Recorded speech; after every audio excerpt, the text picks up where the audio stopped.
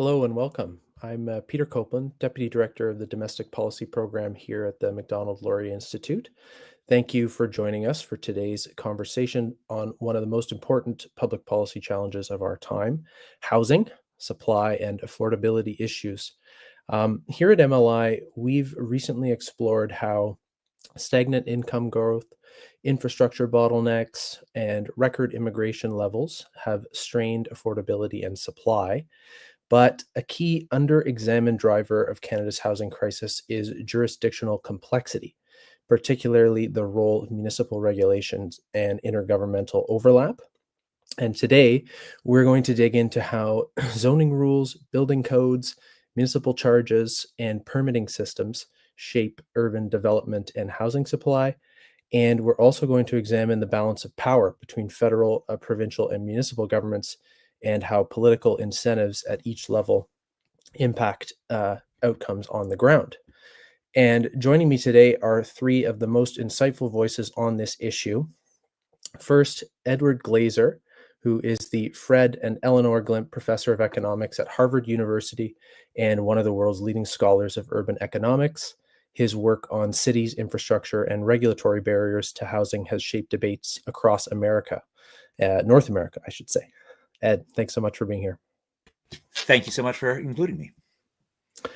Great. And second, Aled Abyurwith, who is Deputy Chief Economist at Canada Mortgage and Housing Corporation, where he leads national research into the structural causes of Canada's housing supply shortage with a focus on regional variation and market dynamics. Aled, great to have you back with us. And last but certainly not least is David Murray. David is Senior Vice President at One Persuasion and a former Director of Policy for opposition leader Pierre Poilievre. He brings a deep political experience and insight into how public opinion and policymaking intersect on housing issues. It's good that we have this balance between economists who have ideal solutions and someone with the concrete experience of what actually can work. So really excited for this discussion. Before we get into questions, I'd like to turn it over to each of you just for a few opening remarks, and we'll start with you, Ed. Wonderful. So I have a few slides. As was just mentioned, I've been doing this been studying this stuff for about 25 years. And I want to just start with this, which is a picture of, all my slides relate to the US, but I believe that many of the issues are the same in Canada. This shows the decline in building between the heyday of the post-war period, where we were, America's housing stock was growing by many percentage points per year, to the last 15 years, where really we've become quite stagnant. And in some sense, this is the backdrop. We are creating scarcity. We've manufactured scarcity in a land of plenty. Next, please. Over the last 20 years, the most striking change has been the former superstars of housing supply. Places like Atlanta, Dallas, Phoenix, and Miami have gone from producing huge amounts of housing, particularly in sort of medium density, high price areas, to really producing much less. And this is really the sort of closing of America's suburban frontier. Unsurprisingly, there's no repealing the laws of supply and demand. When you make it more difficult to build in areas that are highly productive, highly desirable areas, you see prices go through the roof. And that's what you see in, again, the same 6 metropolitan areas. The only outlier is Detroit, which was mainly there just Detroit is just a totally different scenario.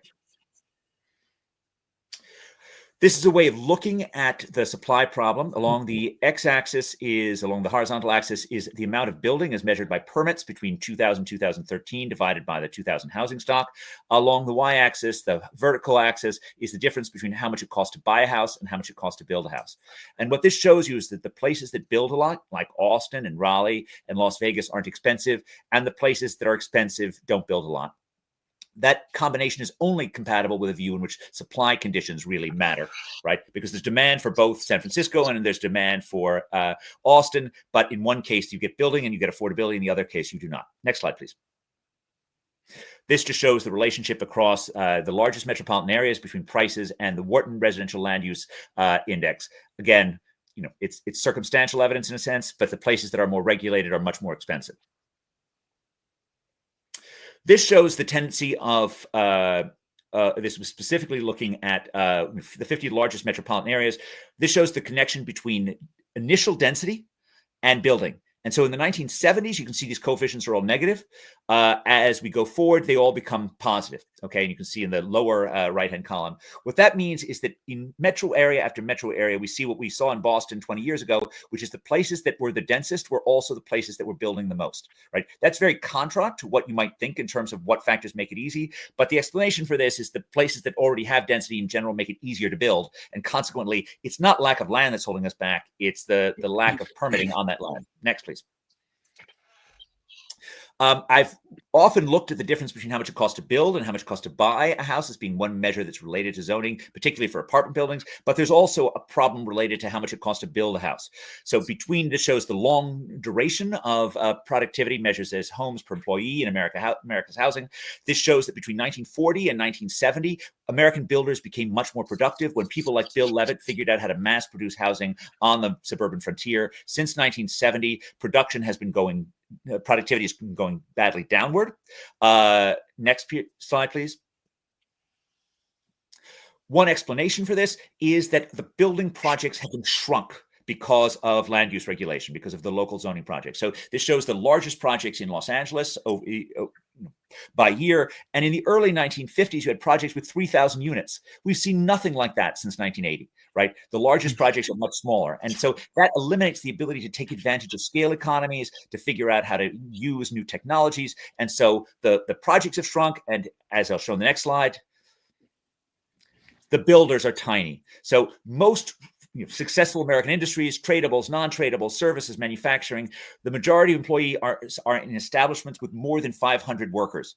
In single-family housing, the majority of employees are in establishments with fewer than 10 workers, right? That level of scale never allows productivity. That level of scale enables these firms to get around some labor regulations, but it produces a very inefficient way of building, very similar to the 1960s, whereas every other industry has been radically shifted. Next. And you can see this is patenting levels. So for most of the last 200 years or 170 years, patenting has moved together in construction, manufacturing, and other industries. These are normalized so that they all are meant to have the same index of 1 in 1930. And you can see they continued to move together through the 1940s. Then in the 1950s, it started to widen. And after 1970, it really blew apart. And that's part of the cost of having tiny firms. You know what tiny firms don't have? Research and development departments. And so they don't patent. And so the technology is static where it should be moving forward. Next, please. 2 final points. It is very tempting for politicians always to see a housing problem and want to throw a demand-side subsidy at it, right? But if the supply of housing is fixed, what a demand-side subsidy, be it a down payment assistance or mortgage lending assistance, all that does is pushing up prices. And so there really is no solution that involves just a demand-side fix. You really have to change supply conditions. Next, please. My last observations, I thought a lot about sort of in the problems in the US, the fundamental mismatch between a federal government that actually wants to make changes and local governments that typically don't. There's a reason why we shouldn't just let the local governments do it, because in fact, the people who would like to move into that locality are not at the table. They're not allowed to vote. And yet the federal government has an interest in seeing that all Canadians have their housing needs met for, and all Canadians have the ability to move into their most productive places in Canada. Typically, we see the bigger places are more open to building. So big cities tend to be a little bit more open than small towns. In the US, the big battle is in the state houses, where state legislators have the capacity to either reduce local power to restrict building or to incentivize localities to build more. My view is that probably the most useful thing the national government in the US can do is by tying infrastructure aid to more housing. So infrastructure yields greater benefit when more people are able to use it. And so there's a logical link for that. Again, I'm thrilled to be part of this. Thank you very much. Very good. Thanks so much, Ed. Al, I'd like to turn it over to you now for your opening remarks, and perhaps you can comment on the similarities and differences between Canada and the US in this regard. Well, I'm very tempted just to say, well, what Ed said and leave it at that. So, I mean, I think we've been trying to replicate quite a bit of the analysis that was done in the US and do it in Canada. So, for example, Ed will be familiar with the Wharton Index that he, in the US, we commissioned Statistics Canada to do that on a more official basis in Canada. And we ended up with, so he wasn't, it was a more sophisticated attempt. We were hoping we didn't get 100% coverage, but we ended up with the same results. Well, surprise, surprise, the burden of regulation is higher in Toronto and Vancouver than it is in places like Calgary and Edmonton. So, it's a bit of a correlation. We're trying to work on causality, but there's something going on here on the regulatory side. Similarly, on productivity, it's a similar story. We have a massive number of small firms, mom and pop operations, individuals, um, maybe one or two large construction companies, but the productivity picture is quite appalling. There was a paper in the U.S. by Chad Syverson and Austin Goolsby. I don't remember the exact word they used, but it was something like pathetic growth of productivity.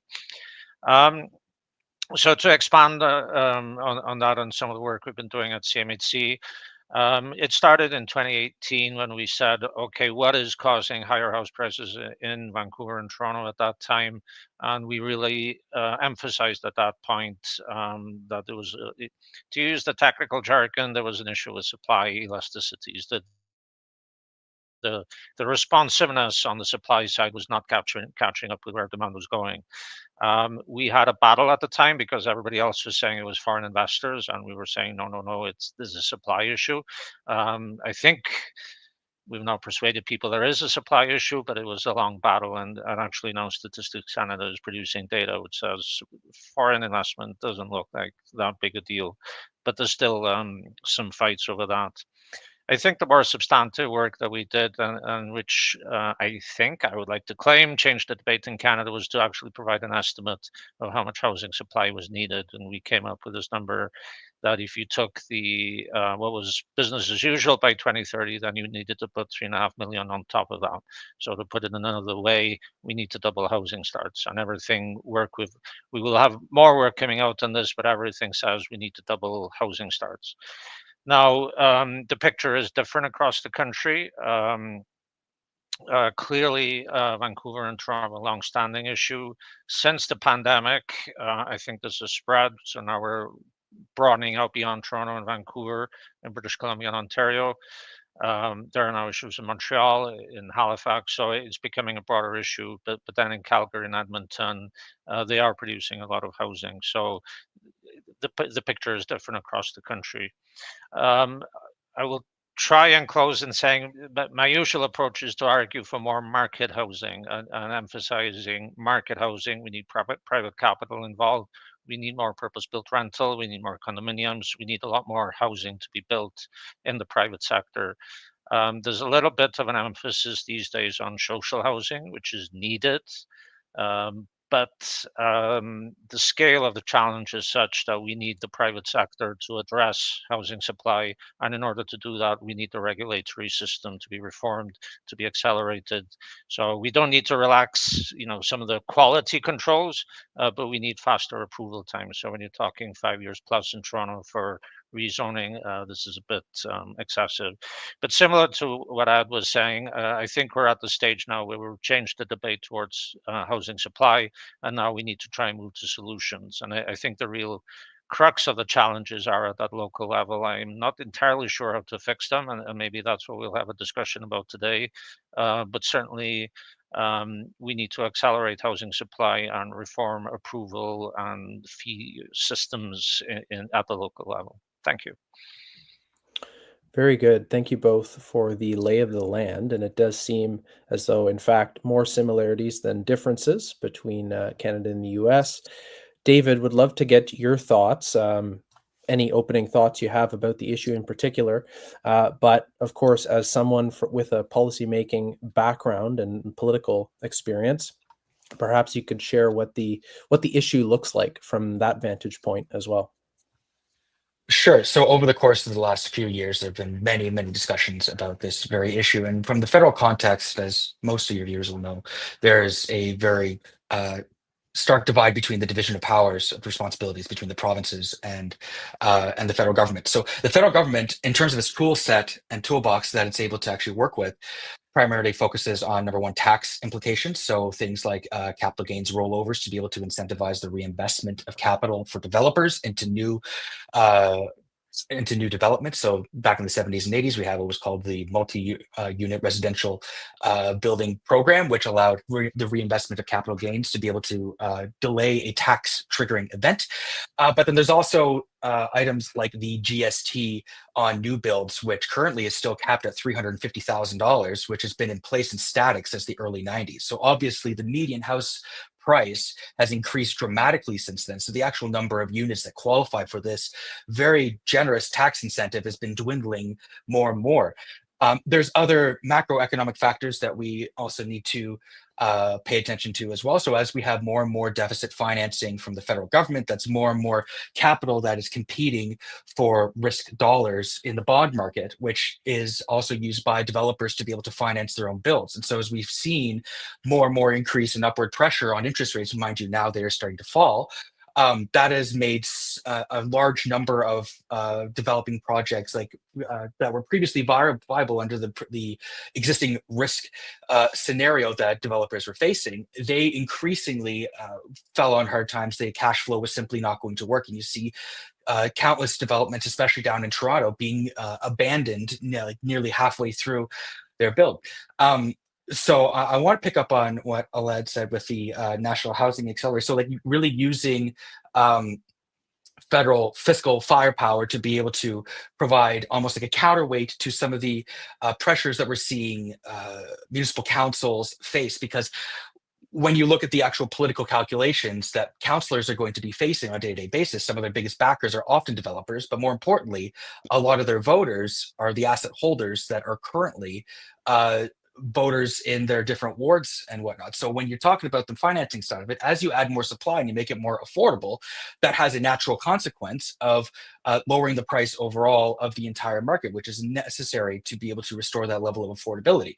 So there's a huge political incentive on the other side to prevent that from happening. We've even seen as recently as the federal housing minister, former mayor of Vancouver, basically say exactly that.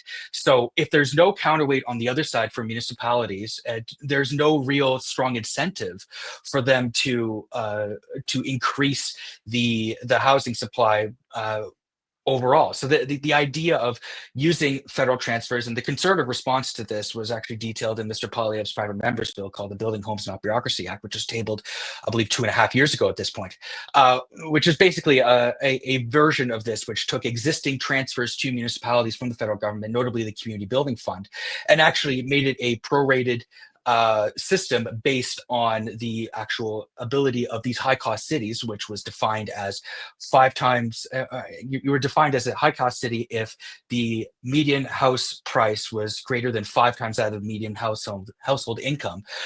If you did not increase home building by 15%, it would subsequently, by missing that target proportionally, it would reduce the actual federal transfers, because we're talking about statutory funding, where statutes can actually influence that quite directly.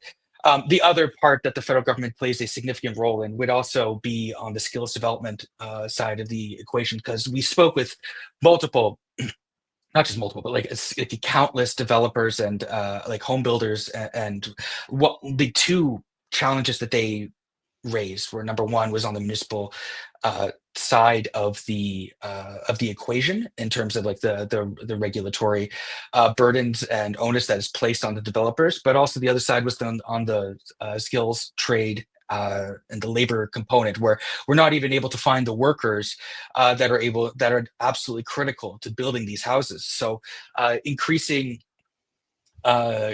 funding through what's called, like, federally, we have the UTIP program, the Union Training Innovation Program, that's run by the feds.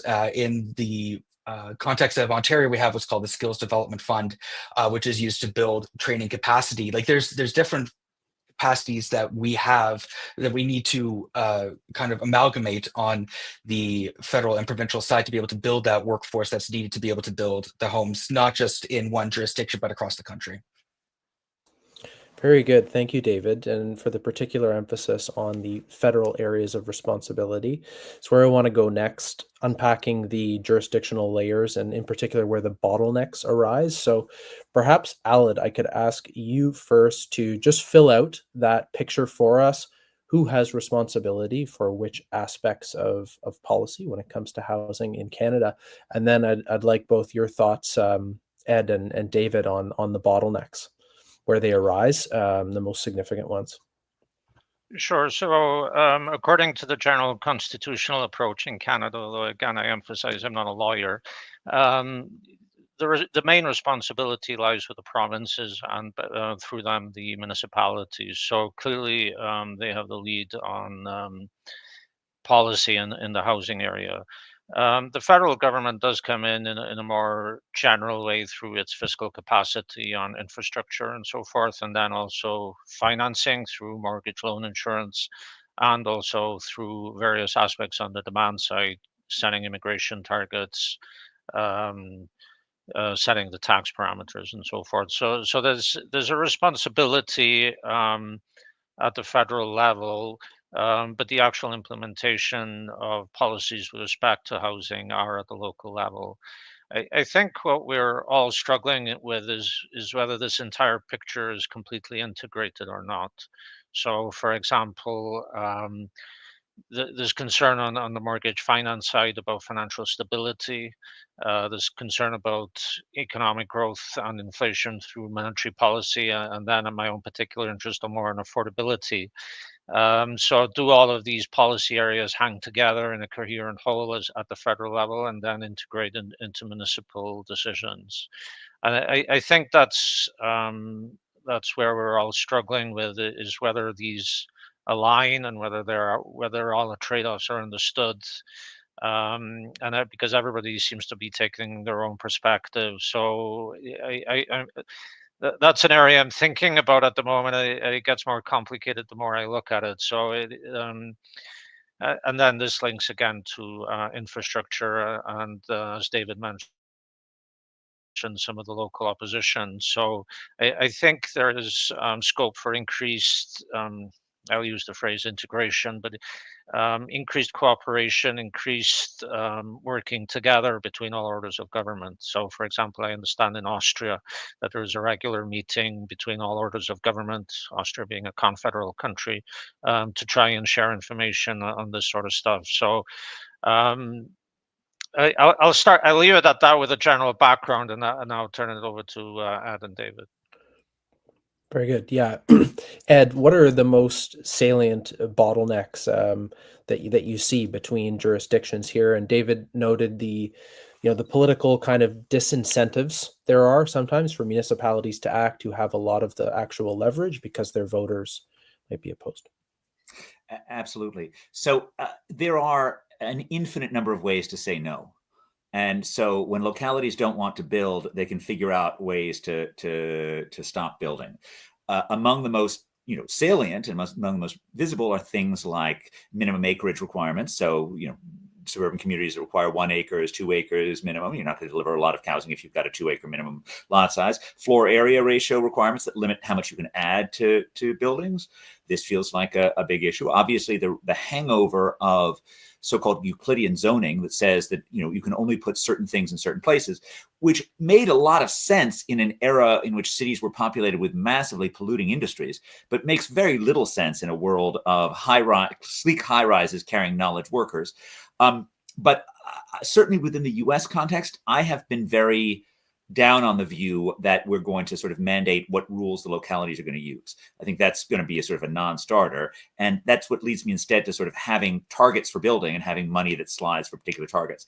That being said, if we were a different kind of country, some part of me is deeply, finds the Japanese model, which says we just have 5 conceivable zoning codes or some fixed number of zoning codes for the country. And you can choose between one of these 5, but you don't get to make your own rules on top of that. These are the rules that go with this zoning code. And so I sort of like that. I want to also give a shout out, again, relating to the theme of scale economies and mass production, to the beauty of modular or mass-produced or manufactured housing in different ways, which can now be done at a very high quality level. It can be done in ways that the facades are very idiosyncratic, and so they cater to the individual desire for variety. And if I had my druthers in large parts of America, you would have sort of as of right building for lots of areas on some sort of modest minimum acreage. So 2,500 square feet, you have 6 pre-approved models. So anyone who has a model can come forth and get pre-approved. And so you could just add these houses anywhere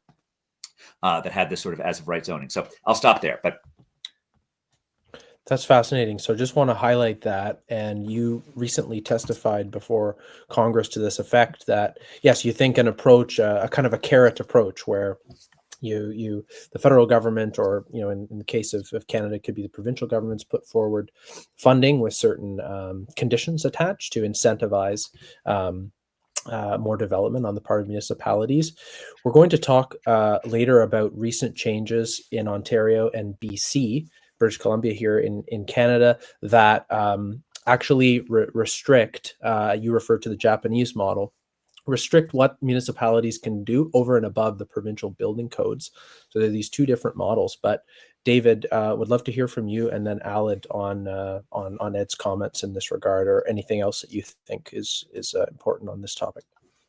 Sure. So the only thing that I would really add to this is actually a very important discussion about development charges. And the reason why it plays into the federal provincial side of the equation is because municipalities are on the front lines of implementing, in large respects, a lot of federal policy, specifically in the criminal justice area and drugs and substances side of things. So you have massive police budgets that are ballooning because of the legislative decisions made at the federal level, and there's no kind of recourse to recoup those costs for a lot of municipalities.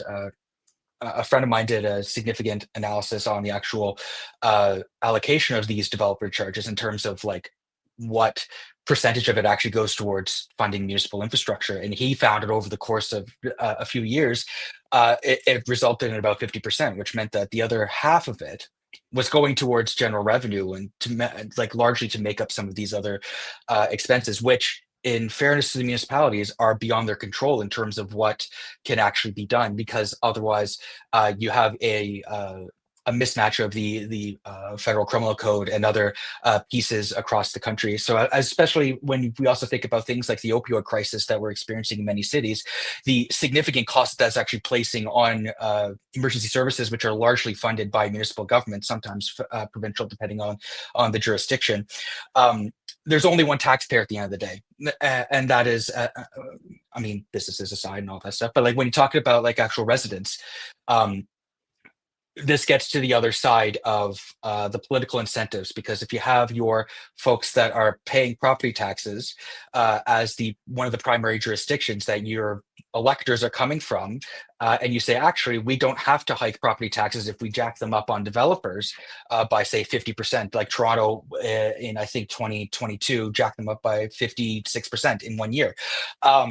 It's politically popular to do when the primary electorate base that the councillors are trying to speak to are the ones that would otherwise be bearing the brunt of those costs. So that's just the other side of where some of the federal policy actually does intersect with housing, because it forces the hands of municipalities in some respects to actually find alternative revenue sources, which sometimes they don't even have the delegated authority from the provinces to be able to do. I would know one very notable exception would actually be Vancouver and the Metro Vancouver area. They actually have a gas tax to be able to fund their metro transit system. But otherwise, the actual capacity of a municipality to be able to do direct taxation is fairly limited, and is limited exclusively to provincial legislation as to what the, like Queen's Park or whoever dictates they're actually allowed to have taxes on.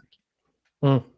Yeah, I think illustrates the point that there is in fact no free lunch, and costs have to be borne one way or the other. And ultimately, if you're not making housing the process more affordable, then the costs are going to be borne ultimately by the consumer. Aled, any final comments on Ed or Dave's points on this issue before we move on?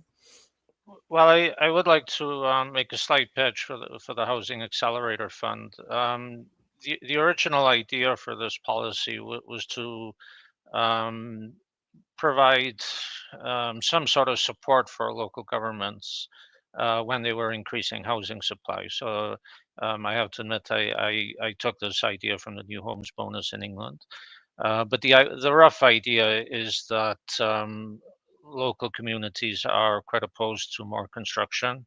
And so the idea in this policy was, well, if you do allow more construction, then there will be benefits coming from the federal government for that. So that was the original conception.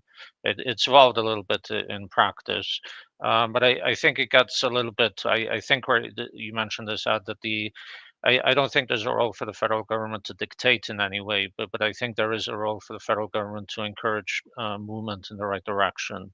So and again, the rough idea of the half was if a municipality goes ahead and increases in housing supply beyond some sort of threshold, we don't care how you do that, just so long as you actually get the housing supply increasing, then there will be some funds flowing from the federal government. And in the original conception, there was no idea of linking it to, say, infrastructure funding or whatever, but certainly that could be done.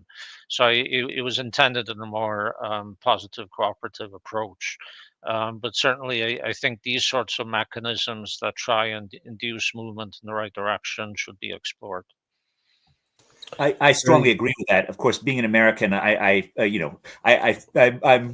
much less nice, and so I like sticks as well as carrots in different ways. But yes, anything that ties finances to building seems like it's a move in the right direction. Very good. Very good. So that was illustrative in laying out all the different factors in play, the federal, provincial, and state levels. But let's own in now on the municipal landscape. And I think it's fair because ultimately they are the ones who have the zoning laws, land use regulations, and permitting processes that really significantly affect the cost of housing and the whole mix. So, in your view, do the policies in this space, generally speaking, support or obstruct the goal of increasing housing supply today? Are they outdated in the face of Canada's and I guess the U.S.'s modern housing needs? And what changes would you propose in this regard? And I'll just point to a couple of figures that Ed, you've highlighted in your work, and maybe we can start with you for a response. 50% of housing prices can be attributed to land use regulations, and your studies show that jurisdictions with higher and stricter regulations have higher housing costs. So, what would you say about these local policy areas and their effect on supply and affordability? I think that by and large, local regulations are responsible for the fact that both of our countries are places of astounding abundance of land and an extraordinary scarcity of affordable housing. If I'll limit myself to the U.S. context or even to Massachusetts, things which limit the local ability to restrict within the state of Massachusetts, I'm always in favor of that. So things that take away from localities' ability to say no to building, I would like. I'll just give you an example in Massachusetts where we have something called Chapter 40B, which means that if your community has basically very little affordable housing, then if you've got a developer wants to develop something that has some form of affordable component, they can actually bypass the local zoning rules and use state level rules. Again, I would not want to see our federal government be in the business of doing that, but luckily there is this sort of reasonably sized intermediate level in both the provinces in Canada and states in the US that, for sure, I would like to see things that do more limitations on the locality's ability to build. This comes up in California as well, where localities already have quotas of building. The question has always been, how do those quotas get enforced? The sort of solution that feels most like 40B is the so-called builder's remedy, which means you revert to a state level regulatory framework from a locality level framework if the locality doesn't build enough housing. Very good. Alan.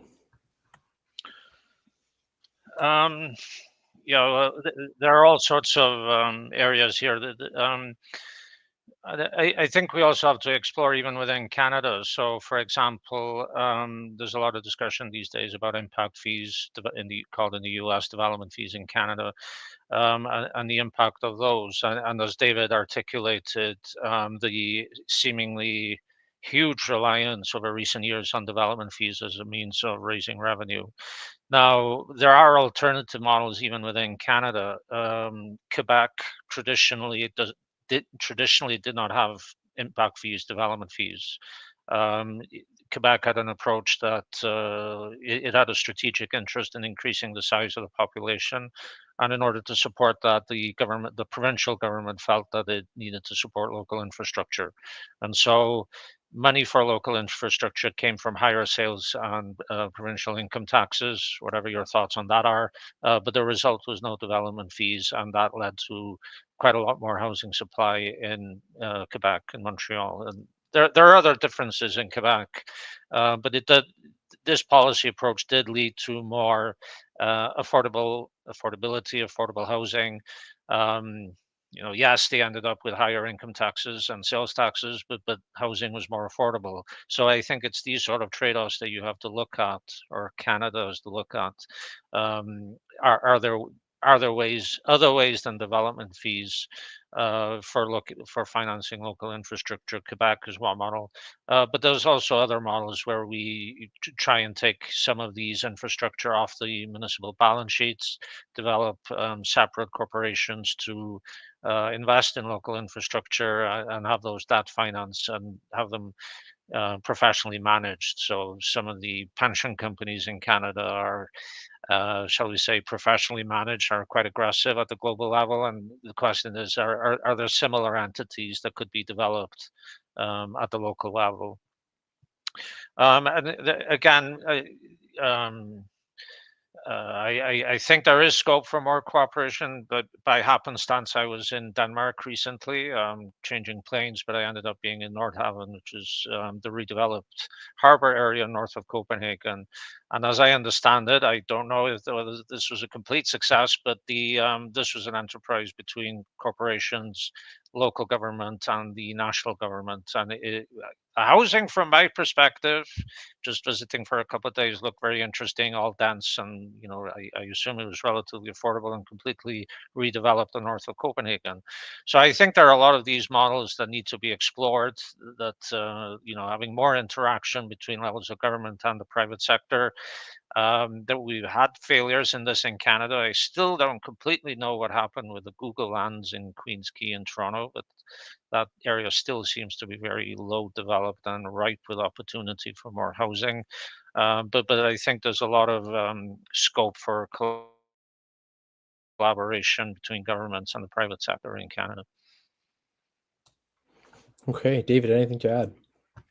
I think it's also important to say that we keep seeing non-market solutions being proposed when really, if we had a more functioning market in terms of the ability for more things to come online, that would actually solve a lot of this friction that would actually, in theory at least, decrease the demand and the absolute necessity for non-market housing. Because when you look at a simple profit risk calculation, as more and more regulation, as there's more and more decision points for councils in terms of the different levels of zoning and permitting and all these things, that increased risks, and for developers that requires a corresponding increase in also profit as well to be able to justify that kind of risk.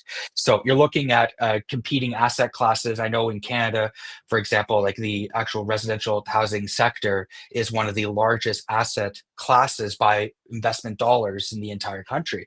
And so when you have more and more people spending more on housing than they do on other investment vehicles, that limits access to capital for a lot of these organizations. And this also speaks to the productivity crisis at the same time, because capital times labor is the basic function of productivity. If you have other vehicles competing for that capital, it becomes almost a chicken and egg, right? Because as we become more productive as a society, you have more sources of revenue. It's not all on the backs of the citizens. You actually have more business revenue to tax. You have more export capacity. You have all these other things that are really need to be part of that conversation, which currently it's forced exclusively, almost nearly onto the backs of the everyday homeowners, which is going to further increase the price of that asset class. Okay, very good points. I just want to return and kind of double down on this point about municipal permitting and zoning regulations in particular. what are the most promising policy approaches to deal with that? We've talked about carrots and sticks and, federal or provincial intervention to a certain extent. What would you say with respect to those two policy areas in particular? Aled or Ed, start with you. That's a tough one. I have to admit that my main focus is that we just need to accelerate everything and have fairly fundamental differences. I mean, just to give the audience a sense of what we're talking about, the Edmonton in Alberta, rezoning in Alberta takes 1 to 2 years, which may sound a lot, but that's probably the best practice in Canada. When we're talking Toronto, Vancouver for rezoning, we're talking 3 years, 5 years plus, and that's probably more of an average rather than the whole extremes. So I think, and so obviously you have a few horror stories. So I think there's a need for fundamental change in governance. And the other expression I've come up in this area is that there is no silver bullet. There may be silver buckshot, but it's we need all sorts of policies. For example, Sure. aging in place policies on the healthcare side. I'm not sure this is a good policy when you take the housing into account and even the health of the elderly, to be honest. So there's so many individual policies that are mucking up the system that it's difficult to know really where to start. Now, Ed mentioned the zoning approaches in Japan. Japan seems to have a very high responsiveness of the supply system. They have a bit of help because of their demographic situation with declining population. So, but I think we need to search for these sorts of solutions. That there are some areas where maybe I'll sidetrack a little bit. A lot are talking about building more social housing as a way of addressing affordability. Now, clearly, there are challenges for low-income households, people made vulnerable, but I don't think this should be portrayed as a solution for the affordability crisis that we have. So I'm a little bit skating around your question because I am not totally sure that there is a fix this sort of approach. Mhm. It needs a bit of a fundamental rethink on some of these policies. And I think it gets even more fundamental to what David was alluding to, that these development fees are used as a source of revenue. So I think we need to have a rethink on some of these municipal, provincial, federal relationships, and have this as part of a package of increasing housing supply. Yeah, I would. I mean, I think I've already said the main things. I would get rid of these impact fees, probably. I mean, there's a case for impact fees, but they clearly are being abused. By and large, infrastructure, the most efficient way to pay for infrastructure is that the users should pay. Now, that's, Adam Smith said that, 250 years ago, and he was right then, and he's still right. If pending that, you can do it with a land tax or a property tax. But not one that lays just on the new homes being built, one that loads on everything, which makes much more sense. In terms of the, if we were talking about a provincial government, I mean, I've put the ban on impact fees. I would have 2 or 3 types of zones within the area. And I would say that, if your locality doesn't meet its quota, right? If it's a high priced area that doesn't meet its quota, you revert to the state level zoning code for the next 3 years. And until you get up to quota or prices come down. What should exactly that zoning code be? I'm not going to, I'm not going to try and micromanage that, but it clearly should be much easier, more transparent, quicker than it is now. And the more things are as of right, which is really crucial, that people know exactly, there's no doubt whatsoever. You want to build this building here, you can get it through. That feels absolutely important to me. Okay, very good. So yes, no silver bullets, just silver buckshots, simplifying zoning and development charge reductions. Yeah, I think those are all great ideas, and we're going to go to solutions next. But first, David, I'd just like to ask you for your further comment on political dynamics and community engagement in this issue. How do the political incentives at the municipal, provincial stages shape the way that housing policies are implemented on the ground? Obviously, it seems as though it's one of the areas that can really put a stop to some innovative policy solutions. Sure. So I would actually point to the political incentives on keeping things the same in terms of making housing scarce, because the value of the assets then that increases. And so when you have an entire population, I'm thinking mostly of the baby boomers who have sometimes their pension assets are and the pension income is not going to be nearly enough to be able to support the life that they would like, in addition to OAS, GIS, and CPP.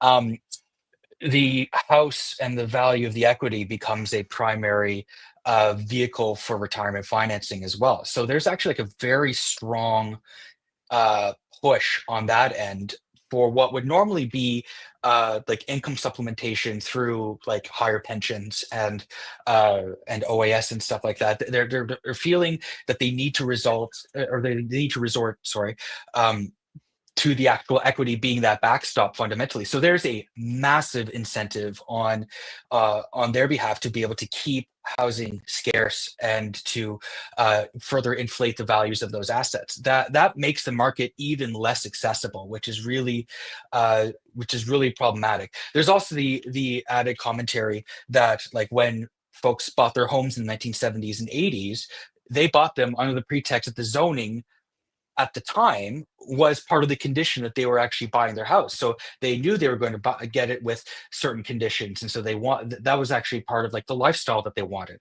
So it's not a clear cut issue. It simply rezoning as of right is critical to affordability. But at the same time, you actually have like contract law too, in terms of like bought this house under the assumption that it would be of this style and the neighborhood would be in this format. So it's not an easy solution. I think that I do think fundamentally that development charges are unhelpful. I do understand, as I articulated earlier, that their the political drive to development charges as a fundamental model for financing municipal affairs is one that has a lot of weight to it. But I totally agree with Ed that like the broader use case of like property taxes and user fees and items like that makes so much more sense in terms of if you actually want to bring more housing online. You're not necessarily going to completely flatten the price when you do that. You're just going to make it so that like your housing liquidity within these markets significantly increases. So you're not having like 18 people bidding on one house and massively jacking up the price that way. You're actually having it much more reasonable. Very good. So two more questions on the solutions side before we go to audience questions. One focused on we've just had an election here, Ed, in case you're not aware. We have a new government, and the Prime Minister's come out with some proposals to leverage modular building techniques, which I think one of you alluded to earlier on, and taking an approach that's fairly heavy on government investment in this space. Maybe I'll ask the Canadians here for their comment on this.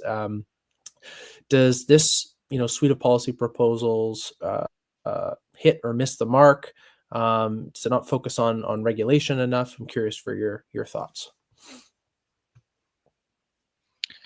I'm not sure I'll hit all parts of the policy package. On the modular housing, I would certainly agree that there's a lot of potential in here, but there's a concern that everything we've been complaining about as well will also start to impact this sector. So, for example, one of the arguments in favor of modular housing, I think, is that it's exploiting economies of scale. So you just completely reproduce the same unit. But what I'm hearing complaints from some of the modular housing people is that the municipalities are differentiating their regulation for modular housing from one part of the city to the next, which sort of negates the whole principle of getting economies of scale. So I think there's potential there, but potential to stop it as well. So I think increasing modular housing, increasing productivity, I think this is an area we have to go. I think this is where the business sector as well has to step in. In a broader sense, I think the government is increasing resources towards social and affordable housing. As I said earlier, I think this is welcome. But I think we need to broaden the set of policy tools in order to achieve that probably. So in the US, I think there are tax credits to get people into social and affordable housing. I think there are in Europe, there are mechanisms to getting private finance capital into social and affordable housing. In Canada, it seems to be an exclusively government approach. I think we need to explore different areas in there. And the government has said that it will double housing starts. So obviously, I'm in agreement with that. And I would emphasize double housing starts on market housing. We need more rental. We need more home ownership. We need everything. We need it across the board. And we need it everywhere. And I haven't mentioned it, but we need it in the north as well, in the territories. So we need more housing supply. I agree with doubling housing starts. I think the challenge will be in how exactly that will be achieved. We've talked today about some of the challenges at the local level, and I think that's where we have to put our efforts. Today is actually, what are the solutions? What is the silver buckshot? How can we get a comprehensive approach to increase housing supply? Sure. I would add, just to get into the more politics side of the thing. So there are two competing housing plans at their fundamental core between the governing Liberals, led by Mark Carney, and then the Conservatives, led by Mr. Pierre Poilievre. The Carney approach, which he dictated, was largely turning the government into the largest developer in the country. There was a lot of using federal funds to be able to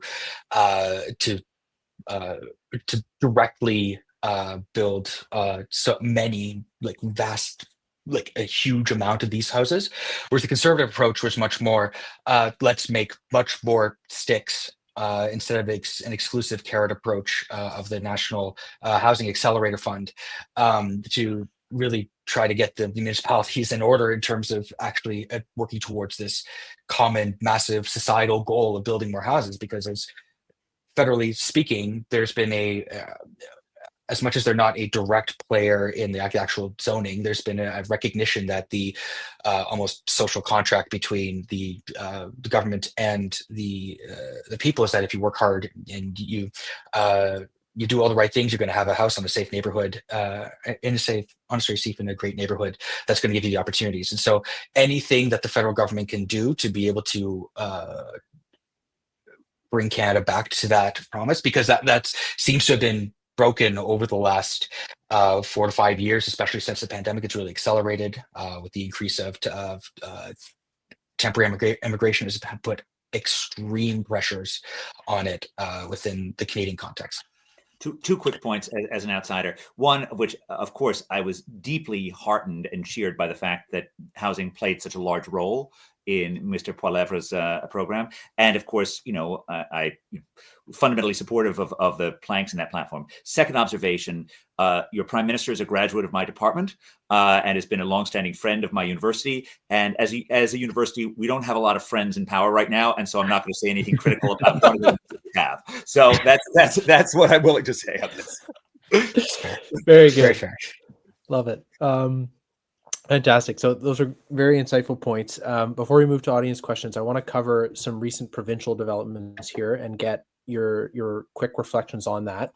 Aled, you alluded to BC and Ontario being kind of innovators in this space. So Ontario in particular, just a couple of weeks ago, was a new bill put forward. Quite a few things contained therein.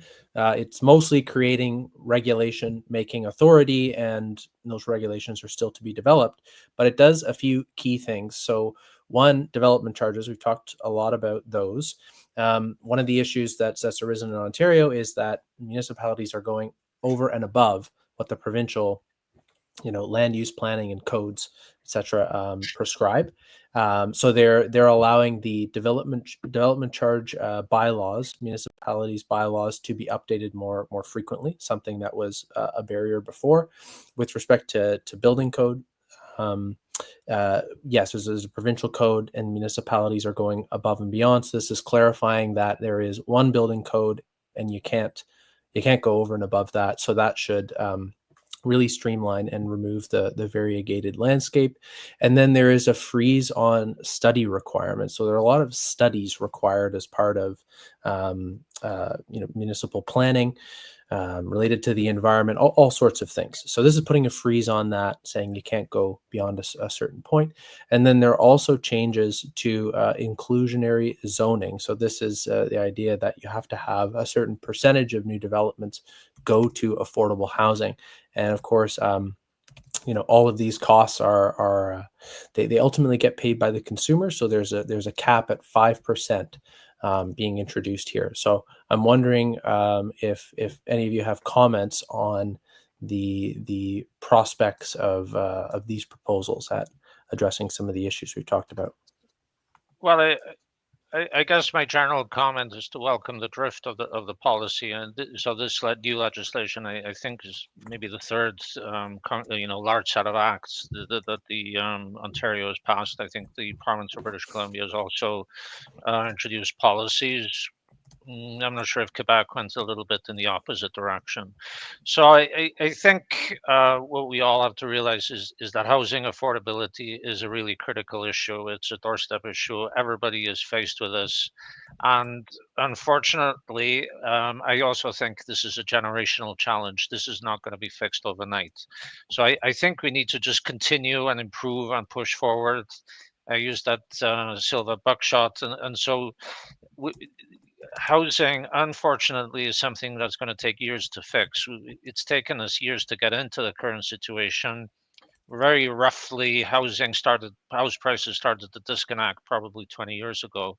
So we've got a massive problem, and we need to just continue to chip away at it. And all of these legislation to try and reform regulation and get more housing built are to be welcomed, I think. Nothing's going to be perfect the first time around, but it's a continual process of trying to improve and get more housing because people are really suffering at the moment. And so on initial inspection, I'll just be super quick. This bill before the Ontario legislature is certainly a step in the right direction. Just wait to see how the debate goes, and the following impact afterwards, we'll be able to judge it based on its results over the coming years. I like the Ontario bill too. Very good, very good. So let's get to some audience questions in our last few minutes here. Something we haven't touched on, although Aled, I think you referred to it at one point, is rural and remote areas and the unique circumstances facing those jurisdictions.